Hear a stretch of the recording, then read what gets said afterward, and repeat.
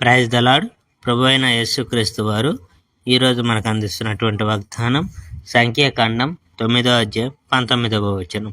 యెహోవా విధిని అనుసరించి ప్రయాణము చేయుచుండిరి. అయితే మీరు కూడా పస్కాను ఆచరించగలరు, కానీ నిర్ణీత సమయంలో కాదు.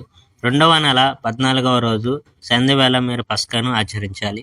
ఆ సమయంలో మీరు గొర్రెపిల్లను, పూలేని రొట్టెలను, చేదు ఆకుకూరలను తినాలి. ఆ భోజనంలో ఏమి మర్నాటి ఉదయానికి మీరు మిగల్చకూడదు, మరియు ఎముకలు ఏవి మీరు విరగొట్టకూడదు. మీరు పస్కా విందు భోజనం చేసేటప్పుడు నియమాలన్నిటినీ మీరు పాటించాలి. అయితే ఆచరించగల ప్రతి మనిషి పస్కా విందును నిర్ణీత సమయంలో తినాలి.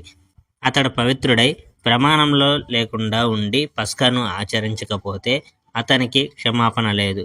అతడు నిర్ణీత సమయంలో పస్కా విందు భోజనం చేయకపోతే అప్పుడు అతన్ని తన ప్రజల్లో నుంచి వెళ్ళగొట్టి వేయాలి. ఎందుచేతనంటే నిర్ణీత సమయంలో అతడు తన అర్పణను యెహోవాకు అర్పించలేదు కనుక అతడు దోషి.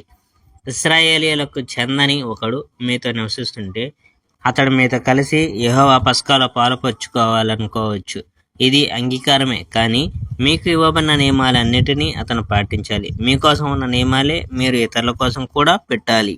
Praise the Lord. May God bless our India.